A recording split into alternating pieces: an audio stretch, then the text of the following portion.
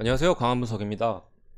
이제 NBA 최종본 영상을 찍으려고 하는데 기본적으로 제 생각은 달라진 부분이 없다는 부분을 미리 말씀드리고요. 뭐 추가로 좀 더 불안 요소적인, 제가 보는 쪽에 불안 요소가 생긴 부분은 분명히 있기 때문에 그 부분에 대해서 좀 말씀드리고, 댓글로 언어바를 좀 요청하신 분들이 많았었는데 제가 최근 언어바 흐름이 안 좋아가지고 일부러 안 했던 건데, 일단은 제가 보는 쪽을 말씀드리도록 할게요. 전 경기를 다 보진 않아요. 몇 경기들에서만 코멘트를 드리고 넘어갈 건데, 피닉스 승, 피닉스 마인슨 봅니다. 일단은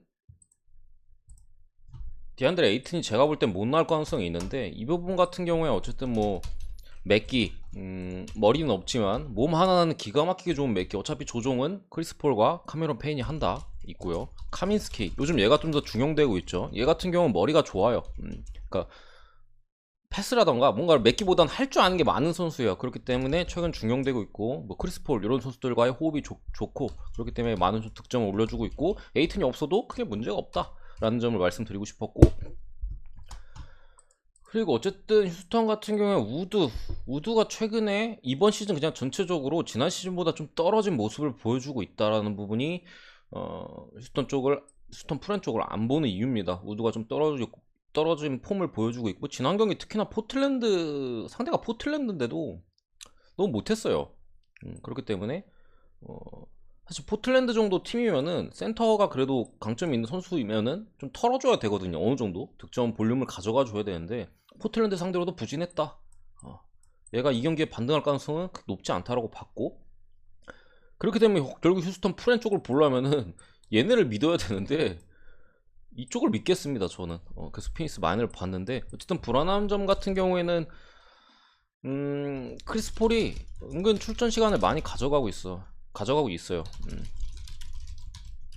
물론 지난 경기와 멤피스가 자멸하는 팀이다 보니까 폴이 30분 미만대를 뛰었지만 많은 경기에서 30분 후반대를 뛰었고, 이 경기도 만약에 점수차가 많이 벌어진다면은 로테이션을 돌려가지고 주전들의 휴식을 좀 더 많이 가져갈 가능성이 분명히 있다. 왜냐, 핀스는 다음 경기, 내일 경기가 또 있어요. 미네소타와 백투백 경기고, 휴스턴도 백투백 경기입니다. 어쨌든 그런 부분에 있어서 벌려지면 쫓아가고 이런 경기가 나올 가능성이 제가 볼 때는 충분히 있어 보여가지고 뭐 좋아 보이진 않는데, 어쨌든 그래도 배팅을 한다면은 저는 피닉스 좀 믿을만한 애들한테 거는 게 좀 더 정신 건강에 좋을 거라고 판단을 했고요. 220.5 기준 오바 봅니다. 어쨌든 이번 시즌의 페이스가 가장 빠른 두 팀의 대결이에요. 거의 가장 빨라요. 최소 5손가락 안에 페이스를 보여주는 두 팀이고, 핑스 같은 경우도 지난 시즌에는 상당히 페이스가 템포가 낮은 농구를 했다면, 이번 시즌 같은 경우에는 페이스를 초반부터 상당히 끌어올렸고, 그런 과정에서 이제 몇몇 경기들에서 그런 부분이 좀 잘 안 되는 경기들이 있었으나 슬슬 좀 선수들이 적응하고 있는 걸로 보인다. 휴스턴도 젊은 팀이고 같이 좀 달려줄 걸로 봤습니다. 넘어가고요. 이 경기도 제 생각은 변함이 없어요. 오클라호마 시티 썬더 대 브루클린. 저는 이제 브루클린 승. 이거를 근데 제가 오클라호마 프렌을 봤는데 사실 이거를 뺄까 말까 고민을 많이 했어요. 그냥 브루클린 승만 보고 넘어갈까 고민을 많이 했는데, 일단 말씀드리면 저는 안 갈 것 같아요. 안 갈 것 같은 경기입니다. 가면 브루클린 승 찍고 넘어가거나 할 것 같죠. 프렌은 안 갈 것 같긴 한데, 일단은 무스칼라 벤치 쪽에서 최근에 좋은 활약을 보여줬던 무스칼라가 아웃된 점이 또 오클라호마 프렌을 보는 제 입장에서 안 좋은 점이고, 저는 이걸 왜 프렌을 봤냐면은, 사실 브루클린이 그래도 주전 선수들을 충분히 뛰게 한다면은 마인 해줄 걸로 봐요. 해줄 걸로 보는데, 말씀드린 대로 최근 경기에서 어쨌든 간에 케빈 듀란트가 너무 많은 출전 시간을 가져가고 있고, 지난 뉴올리언스전에도 사실 그래서 20 몇 점 차서 벌어졌을 때 좀 빼주는 모습을 보였는데, 그때 귀신같이 뉴올이 다 따라잡았어요. 그 점수차를 다 따라잡았고, 20 몇 점 차가 아니었나 10 몇 점 차였나, 아무튼 점수차가 많이 벌어졌을 때 다 따라잡혔고, 결국 마지막에 또 케빈 듀란트가 나와가지고 해결해주고 들어갔거든요. 점퍼 꽂고 3점 꽂고 그냥 혼자 다 하고 들어갔어요. 그래가지고 결국에는 브루클린이 이겼고, 7.5는 마이너를 했지만 8.5는 프렌을 한 그런 사이즈가 됐는데, 오늘도 어쨌든 최근 오클라호마 기세가 좋고, 점차가 좀 벌어지게 된다면은 저는 KD가 역시나 좀 빠질 가능성이 높다고 보고 결국 하든 혼자 뛰거나 할 것 같은데, OKC에는 지금 하든 막는 수비수로 유명한 루겐치 돌트가 있어요. 재작년인가 이제 플레이오프 휴스턴이 하든에 있을 때 돌트가 상당히 잘 막는 모습을 보여줬었고, 결국 벌어지더라도 KD는 좀 빠져준다면은 돌트가 막고 길저스가 넣고 좀 따라가는 그림으로 나오지 않을까 해서, 결국에는 이제 브루클린이 딱 승리만 가져가는 경기, 무슨 느낌인지 아시죠? 우리는 챙길 것만 챙겨, 그런 경기가 나올 걸로 저는 봤어요. 어쨌든 근데 저는 그런 경기에 대해서는 핸디캡 자체를 좋게 보진 않아요. 이게 무슨 전력 분석으로 가는 것도 아니고 얘네 그냥 설렁설렁 하다가 우리 이길 것만 이기고 가져가, 이런 느낌이잖아요. 그러니까 얘네가 어떻게 뛰냐에 따라 달라지잖아요. 이런 경기에 대한 이런 분석 자체를 사실 저는 신뢰하지 않기 때문에, 근데 어쨌든 그럴 가능성이 높아 보이니까 프렌을 받고 좋아 보이진 않는다. 넘어갈게요. 샬럿 대 골스, 여전히 골스 승을 봅니다. 골스 승을 보고 골스 마인까지 보는데, 이 경기에 대한 불안 요소를 말씀드릴게요. 골스는 최근에 홈 경기만 계속 해왔다. 간만에 원정 경기이기 때문에 선수들의 어쨌든 리듬적인 부분에서 최근에 좋았던 흐름이 살짝은 흔들릴 만한 요소가 분명히 있고요. 그리고 이게 또 서부 원정도 아니고 동부 원정이에요. 골든 스테이트 워리어스는 서부에 있는 팀이고요, 미국. 샬럿은 동부에 있는 팀입니다. 그러니까 이동 거리가 상당히 길기 때문에 또 이제 골스가 그동안 좋았던 리듬을 뭐 몇몇 선수는 충분히 이어갈 수 있겠으나 전 선수가 다 그 흐름을 이어간다고 보기 어렵다고 봤을 때 마인에 대한 불안 요소가 있어 보이고, 제가 볼 때는 그래도 이게 스쿼드적으로 봤을 때 골스가 이기는 데는 크게 무리가 없어 보인다. 샬럿은 제가 이때 볼 때 이 멤버로 골스 못 이겨요. 못 이깁니다. 그렇기 때문에 저는 승 쪽을 가져가는 게 좀 더 안정적인, 뭐 당연히 핸디캡보다 승이 안정적인 건 뭐 당연한 소리겠지만 핸디가 좀 불안해 보인다, 이 소리입니다. 불안해 보이고 255점 기준 오버까지 볼게요. 이 경기는 샬럿은 그래도 홈 경기고 조금 잘 따라가는 경기가 나오지 않을까 싶어요. 그런 과정에서 이제 또 어쨌든 골스가 잡는 그림이 되지 않을까 싶은데, 개인적으로 데미안리가 좀 나아졌으면 좋겠는데, 어쨌든 데미안리가 빠진 상황에서 골스 벤치의 뎁스는 그래도 넓지만, 데미안리가 올 시즌 꾸준하게 잘해줬던 부분이 있는데, 이게 또 원정 경기고 간만에 원정 경기고 리듬이 좀 깨질 거 감안하면은 그래도 최대한 많은 선수가 좀 있는 게 좋아 보여. 데미안리가 나오면 그래도 마인 괜찮아 보이긴 하는데, 어쨌든 빠지게 된다면은 조금 불안한 부분은 분명히 있다 라고 봤습니다. 근데 사실 상성상 안 돼요. 상성상 안 됩니다. 골스는 골미 시작한 팀인데 플럼리로 뭐 할 수 있는 거 없고요. 그나마 이제 라멜로 볼이랑 테리 로즈, 얘네들은 기본적으로 항상 잘해줘요.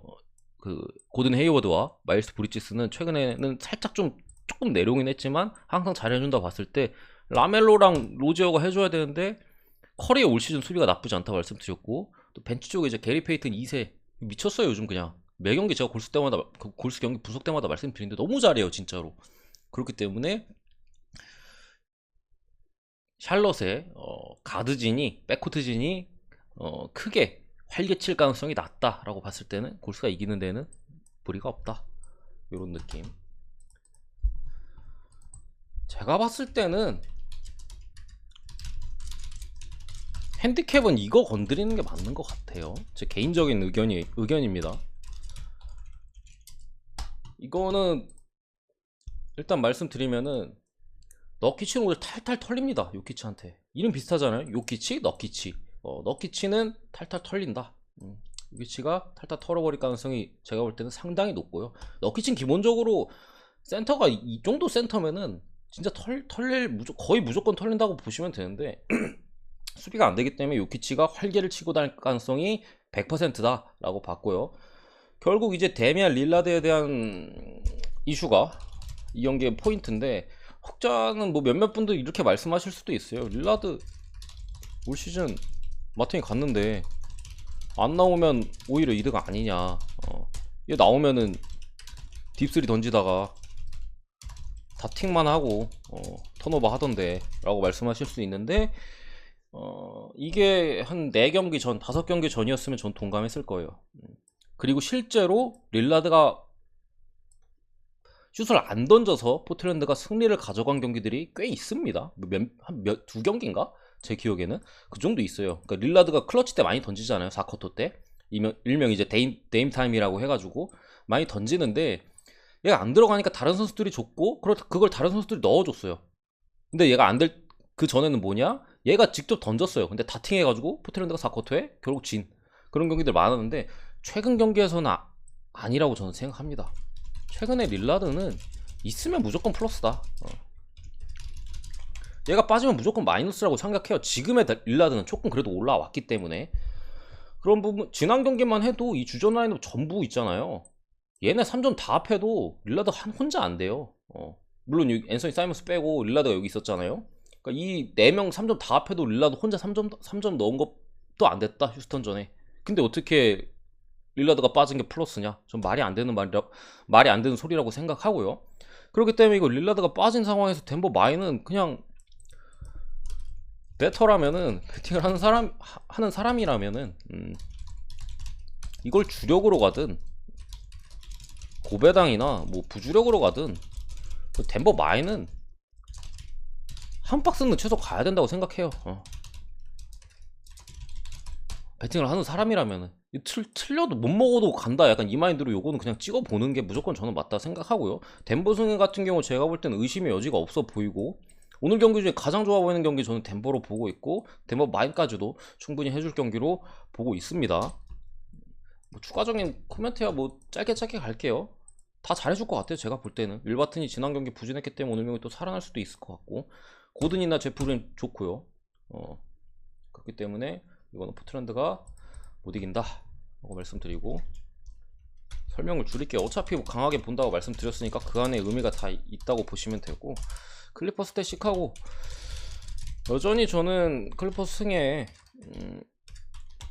마인승을 보고 하는데 코멘트를 그래도 좀 드려야 될 것 같아요. 기존에 봤을 때는 제가 볼 때는 좋아 보였어요. 클리퍼스 마인까지도 좋아 보였는데 어쨌든 부세비치가 빠진 상황에서 시카고가 지난 골스전도 그렇고 터프샷의 비율이 늘었다. 그 말은 뭐냐? 그러니까 좀 안정적인 슛 셀렉션을 가져갈 만한 찬스들이 많이 안 나온다는 거예요. NBA를 잘 모르시는 분들을 위해 말씀드리면은 그러니까 좀 무리한 슈팅이 늘었다. 무리한 슈팅을 왜 하죠? 안정적인 슈팅을 가져가기 힘드니까 무리하게 던지는 거 아니에요? 그러니까 부세비치가 빠지고 늘어났어요. 그런 비율 자체가. 그건 확실히 공격에서의 좀 뻑뻑함이 있는 그런 지금 시카고인데 이거 시카고가 잡으려면은 수비해야 돼요. 수비 막아야 돼요. 이런 선수들을 잘 제어해주고 벤치에 뭐 티네스 무르크 캐너드나 이런 선수들을 좀 잘 막아줘야 되는데 그걸 막을 만한 능력이 시카고에 없는 건 아닙니다. 시카고는 분명히 올 시즌 론조볼이 상당히 좋은 수비를 보여주고 있고 또 이제 벤치에 카루소 있잖아요. 카루소 NBA의 박지성 카루소가 있기 때문에 분명히 레지 잭슨이나 뭐 벤치에 캐너드, 티렌스 만 이런 애들이 좀 제어를 당할 가능성이 분명히 있긴 합니다. 있긴 한데 어쨌든 간에 클리퍼스 선수들이 최근 폼이 좋고 근데 여기서 또 불안 요소를 말씀드리면은 이게 왜 제가 계속 불안 요소를 말씀드리면 해외 배당 흐름이 별로 안 좋아요. 이 경기가 저는 클리퍼스 좀 괜찮아 보이는데 해외 흐름이 안 좋아서 불안 요소를 일단 말씀드리는 거예요. 클리퍼스가 이번 시즌 처음 백투백 경기입니다. 백투백 경기 이제 연속 경기를 치르는 거예요. 보통 NBA는 이틀 쉬고 경기를 하고 하는데 어제 경기를 했는데 오늘 경기를 또 하는 거예요. 그러니까 체력적으로 상당히 지칠 가능성이 있다라고 본 건데 근데 어쨌든 로테이션을 잘 돌렸다. 선수들이 가비지가 났잖아요. 미네소타전에. 그렇기 때문에 선수들의 출전 시간을 많이 가져가지 않았고 체력적인 문제는 괜찮을 것 같은데 문제는 이제 리듬.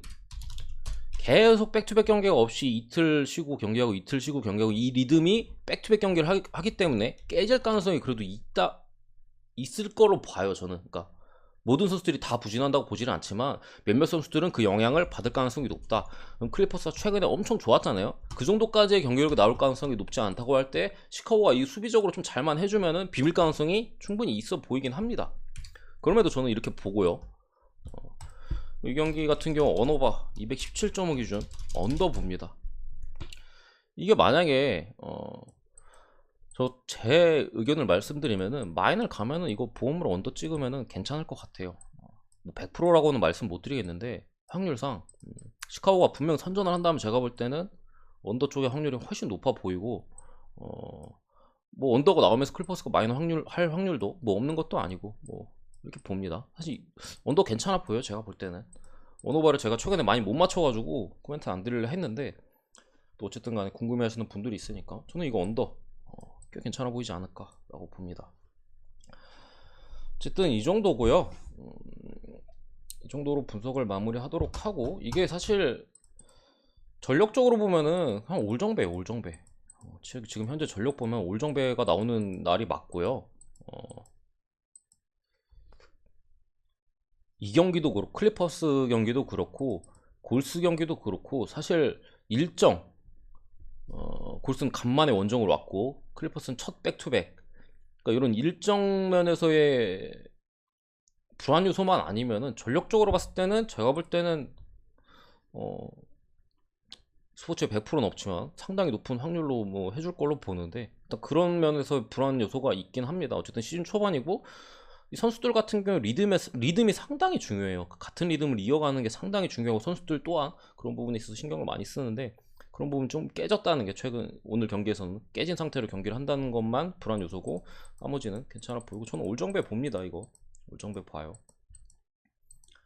일단 제 분석은 여기까지고요. 특별히 또 이제 제가 영상에서 좀 빠뜨렸는데 좀 그래도 알려드려야 될 만한 내용이나 아니면 이제 결장자 관련해 가지고 또 이제 특별한 이슈가 생긴다면은 영상 하단에 댓글로 남겨드리도록 하겠습니다.